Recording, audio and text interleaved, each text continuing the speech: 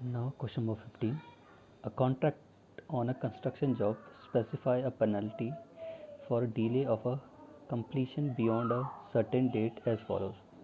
Rupees 200 for the first day, rupees 250 for the second day, rupees 300 for the third day, and etc. The penalty for each succeeding day being rupees 50 more than for the preceding day.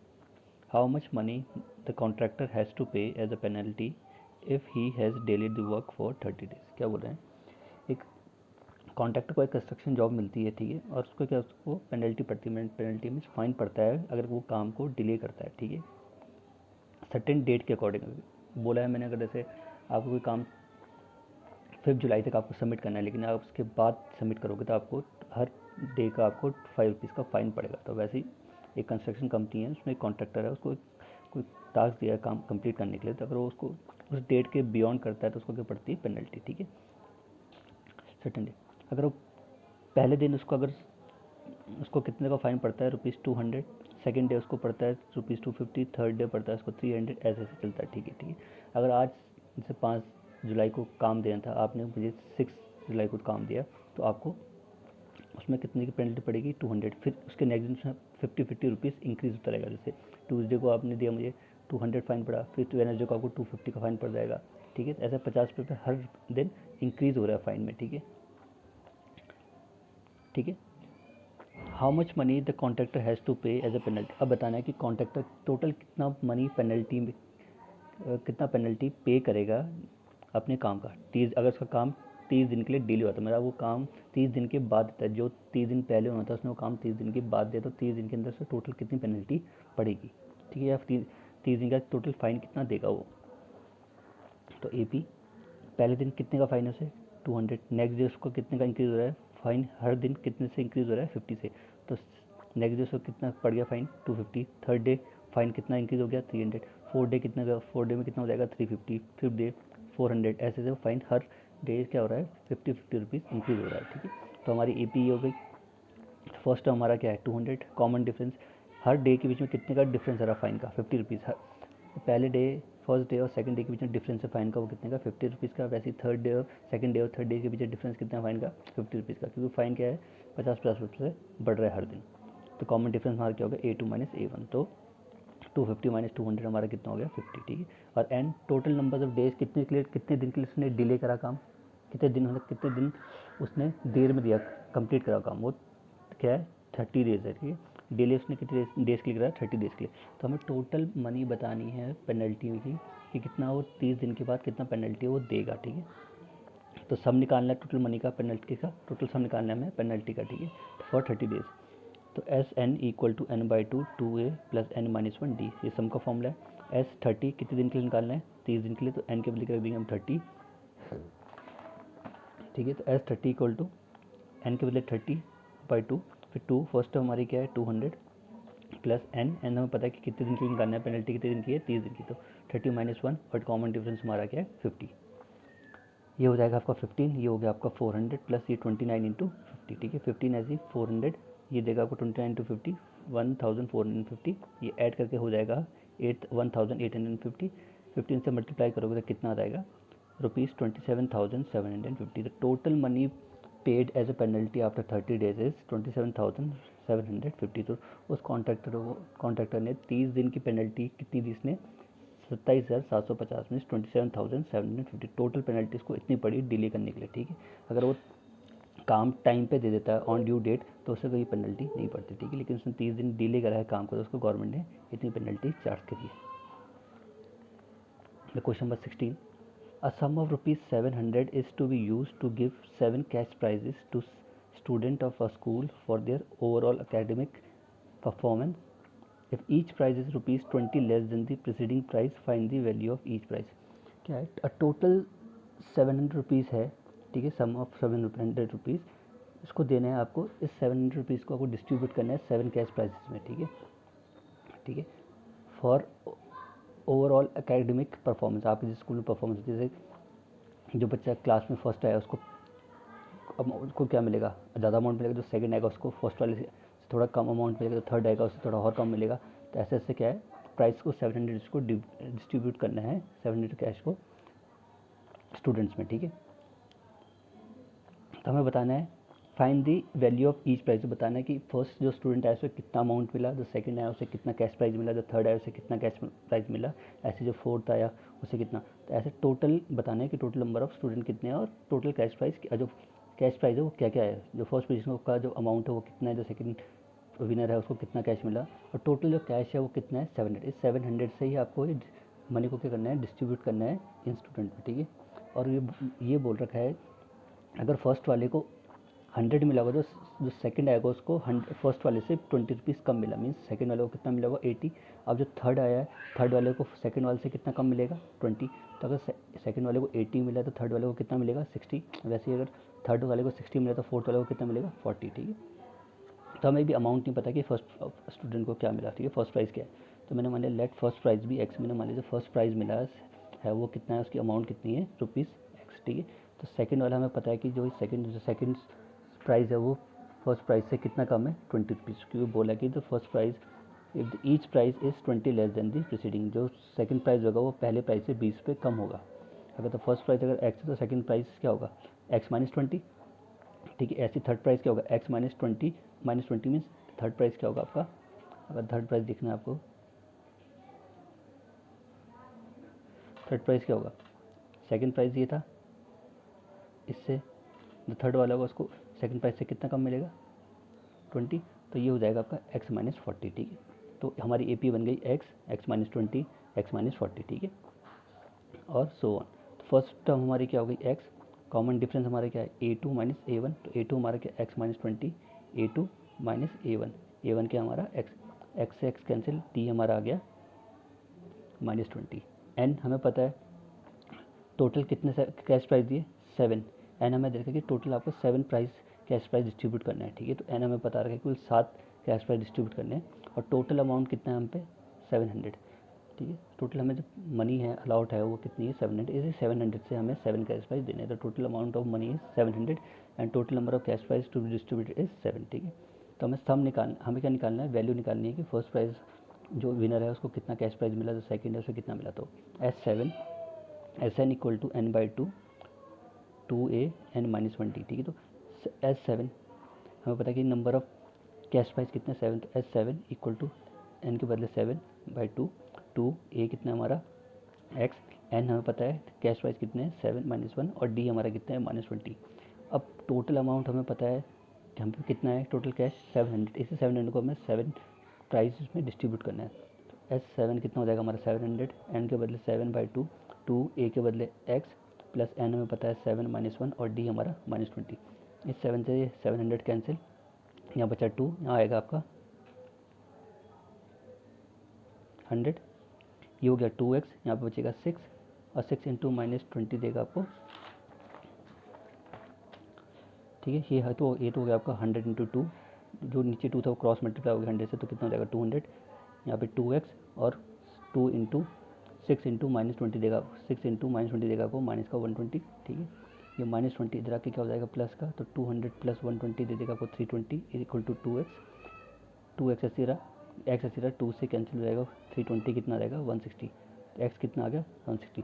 So the first price, the amount of first price was 160, जो पहला student है जिसको first prize मिला उसे कितना amount मिला 160। अब second price हमें पता है, सेकंड प्राइस है वो क्या है एक्स माइनस 20 होगा, तो फर्स्ट प्राइस हमारा कितना है 160, तो एक्स के बदले रखो 160 minus 20, second price is 140। Third price क्या होगा इससे 20 रुपीज़ और कम, third price was x minus 40, तो 160 माइनस एक्स के बदले 160 और माइनस 40 120, तो थर्ड प्राइस वॉज 120। ऐसे ही आप बाकी निकालोगे, तो फर्स्ट प्राइस कितना होगा 160, सेकंड हमारा 140, अब 140 थर्ड प्राइस क्या होगा इससे 20 कम, तो मीन्स 120। जो फोर्थ प्राइस क्या होगा थर्ड प्राइस से 20 रुपीज़ कम, तो 120 माइनस 20 100, ठीक है। अब जो फिफ्थ प्राइस क्या होगा वो फोर्थ प्राइस से 20 रुपीज़ कम होगा, तो ये फिफ्थ प्राइस 100 तो उससे 20 कम 80, ठीक है। अब जो सिक्स प्राइस है वो क्या होगा फिफ्थ वाले से 20 रुपीज़ कम, तो ये 80 से माइनस 20 करोगे कितना आएगा 60। ऐसी जो सेवन्थ है वो सिक्स वाले से कितना कम होगा 20, तो ये सिक्स वाला कितना है 60, तो उसे 20 माइनस कर दो कितना आएगा 40, तो सेवन्थ प्राइस वॉज 40। इन सबको ऐड करोगे टोटल अमाउंट कितना आएगा 700। Question number 17. In a school, students thought of planting trees in and around the school to reduce air pollution.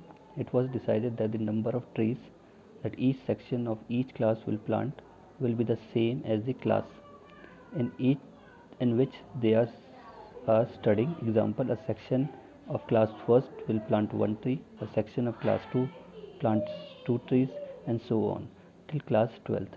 There are 3 sections of each class. How many trees will be planted by the student? क्या बोल रहे हैं, एक school में student ने क्या सोचा, एक ट्री प्लांटेशन का कैंपेन सोचा कि हम अपने कैंपस में ट्री करेंगे, प्लांट करेंगे, जिससे हमारा स्कूल का एटमॉस्फेयर क्या होगा, रिड्यूस हो जाए, जिससे पोल्यूशन, एयर पोल्यूशन रिड्यूस हो जाए, ठीक है। तो हर क्लास डिसाइड करती है कि अगर क्लास फर्स्ट है तो वो 1 ट्री प्लांट करेगी, क्लास सेकंड है तो वो 2 ट्री प्लांट करेगी, क्लास 3 है तो वो 3 प्लांट ट्री करेगी, क्लास 4 है तो वो 4 ट्री प्लांट ट्री करेगी, और क्लास 5 है तो वो 5 ट्री प्लांट करेगी, ठीक है। ऐसे से जितनी क्लास से जो क्लास का डायमेंशन है उसके अकॉर्डिंग वो ट्री प्लांट करेगा। क्लास 1 है तो 1 ट्री, क्लास 2 है तो 2 ट्री, क्लास 3 है तो 3, क्लास 4 है तो 4, ठीक है, ऐसे।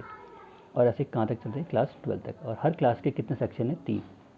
फर्स्ट क्लास के भी 3 सेक्शन है, सेकंड क्लास के भी 3 सेक्शन है, क्लास थर्ड के भी 3 है, सब हर क्लास के कितने सेक्शन है, 3, ठीक है।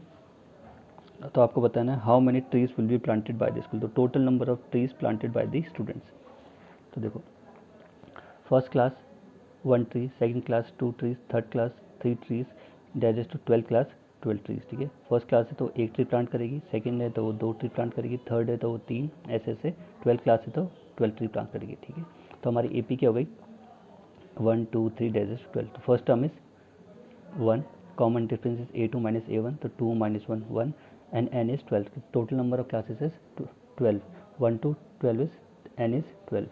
So sum of the total numbers of trees planted by the all class from 1 to 12, S12, n हमें पता लगा हमारा 12 है, तो सम हमें कितना निकालना है, 12 क्लास का। तो S12 इक्वल टू n के बदले 12, 12 divided by 2, 2a is 1 and 12 minus 1 d is 1,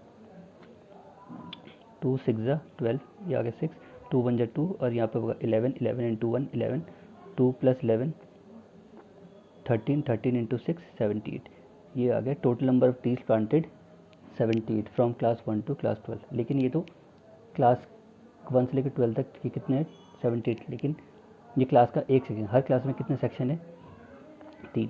class 1 के भी 3 सेक्शन है, क्लास सेकंड के भी 3 सेक्शन है, क्लास थर्ड के भी 3 सेक्शन है, क्लास फोर्थ के भी 3 सेक्शन है, ये तो भी क्लास का एक सेक्शन है। तो टोटल देखो trees planted by 3 section of the classes, her class के 3 सेक्शन है, ये तो एक एक सेक्शन क्लास के प्लांट हुए। तो total trees planted by 3 section of the class is 73 into 3। तो 73 को 3 से मल्टीप्लाई कर दो, कितना है 234। तो this is the total number of trees planted by the student from class 1 to 12 by all the sections, ठीक है। हर क्लास के 3 सेक्शन है, तो टोटल क्लास ने कितने ट्री प्लांट करे, हर क्लास के हर सेक्शन ने 234 ट्रीज, ठीक है। क्योंकि क्लास 1 के भी 3 सेक्शन थे, क्लास 2 के भी, ठीक है। ये जो हमने निकाला है 78, ये क्लास का एक सेक्शन का था कि क्लास 1 का एक सेक्शन ने कितने प्लांट करे 78, वैसे क्लास 7 के कितने थे, 1 के कितने थे 3, वैसे क्लास 2 के भी कितने थे 3। तो total number of trees planted by 3 section of all the classes is 78 into 3 means 234। तो 234 trees are planted by all the classes of all section.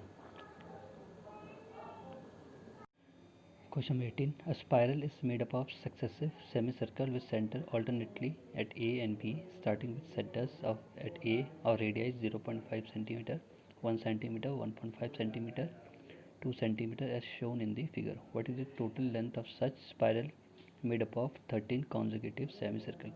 क्या बोला, एक स्पायरल बनी है 13 consecutive semicircle, सेमीसर्कल से बने थे। टोटल सेमीसर्कल कितने हैं स्पायरल में, 13, ठीक है।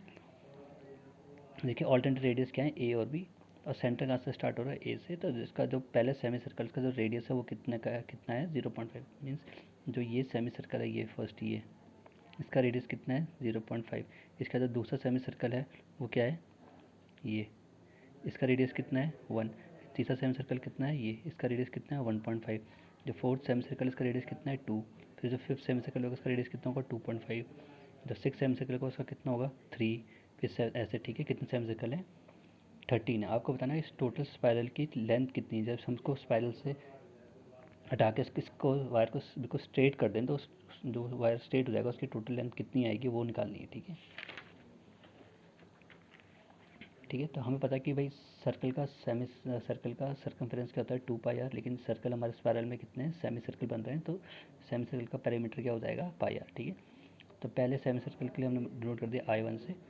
अब सेमी सर्कल इसका पेरीमीटर क्या होगा πr, तो पाई ऐसे, और पहले सेमी सर्कल का रेडियस कितना है 0.5, इसको यहाँ से 0.5 डेसिमेट होकर कितना आ जाएगा यहाँ पे से 10, फिर 5 × 5 5 2 10, तो कितना आ जाएगा 1/2 इंटू पाई, वो देगा आपको π/2। फिर सेकंड सेमी सर्कल का पेरीमीटर क्या होगा πr, लेकिन सेकंड सेमी सर्कल का रेडियस कितना है 1, तो इसका पेरीमीटर कितना आ जाएगा पाई। थर्ड सेमी सर्कल का रेडियस पेरीमीटर क्या होगा πr पाई, और थर्ड सेमी सर्कल का रेडियस कितना है 1.5, डेसिमल आके कितना आ जाएगा 10, फिर ऊपर 15 और 10 को सिंप्लीफाई करोगे रिड्यूस लोअर फॉर्म में कितना आ जाएगा 3/2 इंटू पाई 3π/2।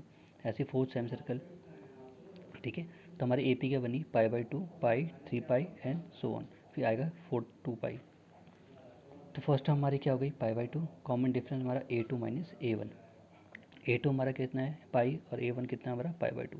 इसके से 1 माना एलसम आएगा 1 और 2 का 2 को डिवाइड करा 1 से कितना आएगा 2, और 2 किससे मल्टीप्लाई होगा पाई से, तो 2 इंटू पाई 2π, 2 को डिवाइड करा 2 से कितना आएगा 1, वो 1 किससे मल्टीप्लाई होगा पाई से, तो पाई इंटू 1 सॉरी पाई, तो ऊपर आगे 2π माइनस पाई, तो 2π माइनस पाई देगा आपको पाई, और नीचे कितना है 2, तो डी कितना आ गया आपका π/2। एंड हमें पता है कि टोटल सेमी सर्कल कितने बन रहा है उसमें 13, तो हमें टोटल लेंथ निकालनी है सेमी सर्कल की, तो S13, ठीक है। एस सम का फॉर्मूला क्या होता है SN equal to n/2 2a plus n-1d, तो S13 n के बदले 13/2, 2a कितना हमारा π/2 प्लस n कितना है हमारा 13-1, और d कितना है हमारा π/2। 13/2 ऐसे ही 2 से 2 कैंसिल, यहाँ बचेगा पाई, यहाँ बचेगा 13-1 12, 12 इंटू 12 बचेगा, 12 से उस 2 से 12 कट जाएगा, कितना आएगा 6, 6 इंटू पाई 6π, 6π प्लस पाई कितना देगा आपको 7π। अब पाई की वैल्यू पुट कर दो, पाई की वैल्यू कितनी थी 22/7, तो 13/2 7 ऐसे, पाई के बदले 22/7, 7 से 7 कैंसिल, 2 से ये 22 11 टाइम्स, ऊपर बचा आपका 13 इंटू 11, वो देगा आपको 143। तो means the total length of 13 spiral is 143। जो 13 सेमी सर्कल बने हैं स्पायरल में, उनकी जो टोटल लेंथ आएगी वो कितनी आएगी 143। मीन्स जो टोटल लेंथ जो स्पायरल की है उसको स्ट्रेट कर देंगे, तो उसकी टोटल लेंथ वायर की कितनी है 143 सेंटीमीटर। ना question number 19, question number 19, 200 logs are stacked in a following manner: 20 logs in the bottom row, 19 in the next row, 18 in the next row, to it, so on. In how many rows are the 200 logs are placed and how many logs are in the top row? ठीक है, क्या बोल रहे हैं 200 logs हैं, किसके wooden logs हैं, उनको ऐसे रखा गया है कि जो पहली रो है, जो बॉटम में रो है सबसे, जैसे ये बॉटम रो ये है, ये क्या है वुडन लॉग्स है, ठीक है। ऐसे कितने 200 लॉग्स हैं, इनकी क्या बनाई है रो वाइज रो रखा गया है। तो जो पहली रो है उसमें वुडन लॉग्स कितने हैं 220 है, जो उसके ऊपर वाली है सेकंड उसमें कितने हैं 19, जो थर्ड है उसके ऊपर कितने 18, ऐसे से हर रो में नंबर ऑफ क्या है लॉग्स वुडन लॉग्स हैं, ठीक है। पहले जो सबसे बॉटम में उसमें कितने लॉग्स हैं वुडन लॉग्स 20 हैं, उससे ऊपर वाली में 19 है, उससे ऊपर वाली में 18 है, ठीक है। एंड सो वन, जो उससे ऊपर होगी उसमें कितने होंगे 17, ठीक है। और total number of logs wooden logs कितने हैं 200, तो टोटल लॉग्स है वुडन लॉग्स का वो कितना है 200। तो in how many rows are 200 logs are place, हमें बताना है कितनी रोज में ये टोटल 200 लॉग्स आ जाएंगे। जैसे अभी उसमें कुल ये कितनी दिख रही रोज 1 2 3, तो ऐसे कितनी रोज और ऐड करनी पड़ेगी हमें इसमें कि जो 200 लॉग्स हैं वो इसमें फिट आ जाए या इसमें पूरे कंप्लीट हो जाएँ, ठीक। तो ए पी क्या हो गया हमारी, जो बॉटम लॉग है उसमें कितने वुडन लॉग्स हैं 20, जो उसके नेक्स्ट है ऊपर है उसमें कितने 19, जो उससे ऊपर उसमें कितने 18, जो उसका और ऊपर उसमें 17, तो ए पी हमारी बन गई, ठीक है। तो फर्स्ट टर्म हमारी क्या हो गई 20, सेकंड टर्म हमारी क्या हो गई 19, थर्ड टर्म हमारी क्या हो गई 18, ठीक है, एंड सो ऑन। तो first term is 20, common difference A2 minus A1, तो 19 माइनस 20 कितना देगा आपको -1। SN हमें n नहीं पता कि नंबर ऑफ रोज कितनी है, यहाँ तो कुल 3 दिख रही है अभी, लेकिन सब और होगी, बस हमें बता रखी कि नंबर ऑफ लॉग्स हैं वो कितने हैं 200। तो SN हमें दे रखा है, जो टोटल नंबर ऑफ लॉग्स हैं वो कितना दे रखा है हमें 200, हमें n नहीं पता, नंबर ऑफ रोज नहीं पता, ठीक है। तो हमें n निकालना है, ये तो 3 है, इसके ऊपर कितनी और रोज में टोटल 200 वो फिट आ जाएगी। तो SN equal to n/2 equal to 2a plus n-1d। तो SN हमें सम दे रखा है कि जो नंबर ऑफ लॉग्स हैं वो कितनी है 200, n हमें पता नहीं है, तो एन एस सी टू ऐसी टू ए कितना हमारा फर्स्ट लॉग में कितने, फर्स्ट रो में कितने लॉग्स हैं 20, एन हमें पता नहीं एन माइनस वन ऐसी, और डी हमें पता है -1। ये क्रॉस मल्टीप्लाई हो जाएगा कितना 400 एन ऐसी, ये हो गया 40, ये हो जाएगा -n और ये प्लस का 1, ठीक है। एन अंदर मल्टीप्लाई, ये कितना हो गया 40 + 1 41 -n। अब n मल्टीप्लाई होगा तो 41 इंटू एन 41n, और n इंटू एन माइनस का n², ठीक है। अब ये 400, ये सारी चीज़ इधर आके क्या हो जाएगी पॉजिटिव, ये इधर आके n क्या हो जाएगा पॉजिटिव, और ये 41 इधर आके क्या हो जाएगा माइनस का। तो आपकी क्वाड्रेटिक इक्वेशन बन जाएगी n² - 41n + 400 = 0। अब ऐसा मल्टीप्लाई करना है कितना, n² इंटू 400 करोगे कितना आएगा 400n²। अब आपको 400n² को ऐसा स्प्लिट करना है कि मल्टीप्लाई करके तो आपका 400n² है, लेकिन प्लस माइनस करके कितना आना चाहिए माइनस का 41। तो कैसे होगा n² -25n और -16n, इनको मल्टीप्लाई करोगे तो कितना देगा आपको, प्लस मल्टीप्लाई करके कितना देगा प्रोडक्ट इनका 400n², और प्लस करके कितना देगा माइनस का 41n, ठीक है। तो क्या कॉमन आएगा इनमें से, यहाँ पे कुछ कॉमन है तो कुल n कॉमन है, n आएगा, यहाँ से एक n गया तो अंदर बचेगा एक, यहाँ से एक n बाहर चलेगा तो कुल बचेगा 25, ठीक है। अब इन दो में कॉमन क्या है, कुल यहाँ पे कॉमन है 16, तो माइनस का 16 कॉमन लिया। अब ब्रैकेट के अंदर क्या होगा, साइन चेंज आएंगे, यहाँ से 16 चलेगी तो हो जाएगा n, ये प्लस का था तो माइनस का होगा। 16 कितने टाइम्स होता है 425, ठीक है, अंदर आएगा 25, ठीक है। अब क्या कॉमन है, n - 25 इधर भी है, n - 25 इधर भी, तो कॉमन क्या आएगा n - 25, यहाँ से n - 25 गया तो यहाँ से बचेगा n, और यहाँ से n - 25 गया तो बचेगा माइनस का 16। तो आपके जो फैक्टर बने वो क्या है, n - 16 और n - 25।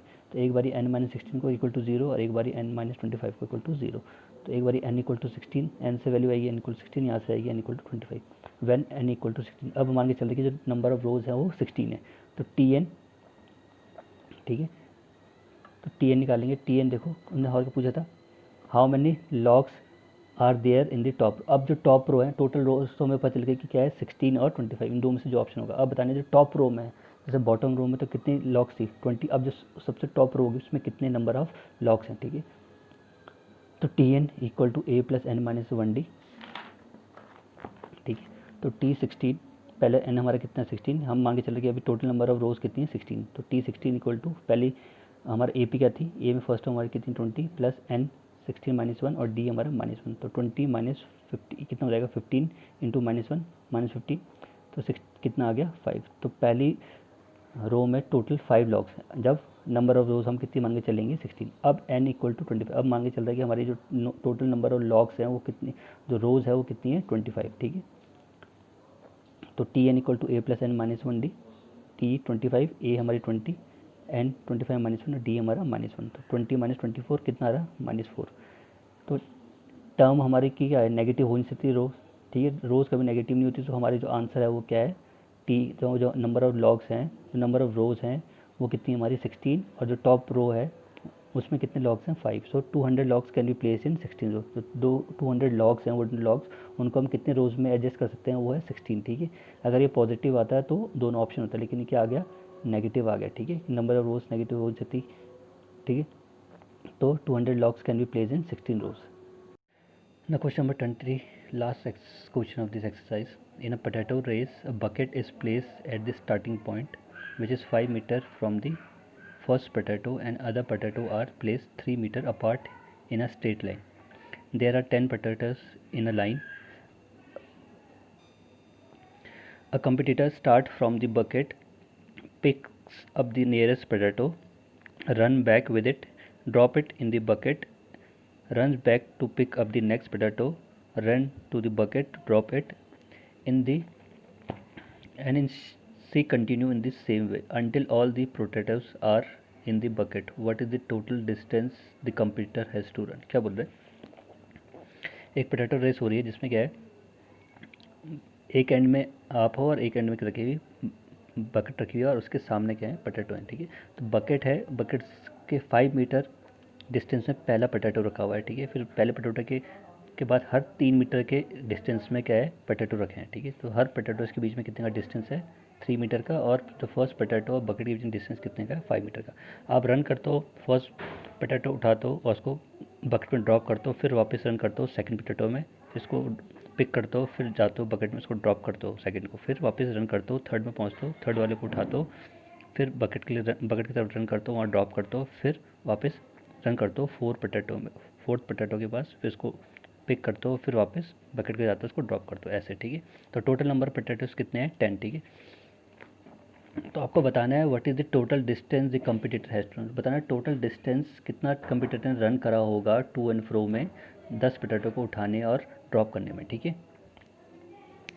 तो हमारी ए पी क्या बनी भाई, पहला पोटैटो कितने में, 5 में, ठीक है। 5 के बाद सेकंड पोटैटो, ठीक है, डिस्टेंस कितने का, 5 का है ना यहाँ से, पहले पोटैटो कितने डिस्टेंस में, 5 में, फिर 5 के बाद सेकंड पोटैटो कितना है फर्स्ट पोटैटो से, 3 मीटर की दूरी में, फिर थर्ड भी कितना है, थर्ड और सेकंड पोटैटो के बीच डिफरेंस कितने का है, 3 का, फिर थर्ड और फोर्थ के बीच में डिस्टेंस कितने का, 3 का, ठीक। तो हमारी ए पी क्या बनी, 5, 8, 11, 14। तो फर्स्ट टर्म हमारी क्या होगी, 5, common difference A2 minus A1, तो 8 माइनस 5 इक्वल टू 3, और n कितना है, टोटल नंबर ऑफ पोटैटोस कितने हैं, 10, ठीक। तो हमें निकालना है total distance travel by the competitor in the race, ठीक है। तो S N equal to N by two, 2a plus N minus 1d। तो एस 10 हमें पता है कि नंबर ऑफ पोटैटोस कितने हैं, 10, एन के बदले 10 बाई टू, ए कितना है हमारा 5, एन हमारा कितना है 10 माइनस 1, और डी हमारा कितना है 3, ठीक है। तो 5, 5 टू ज़ा 10, इसे कैंसिल होकर बचेगा 5, यहाँ पे कितना आ गया 10, और ये 10 माइनस 1 9, 9 इंटू 3, ठीक है। 27, 27 प्लस 10 37, 37 इंटू 5 कितना आ गया आपका 185, ये आ गया आपका 185, ठीक है।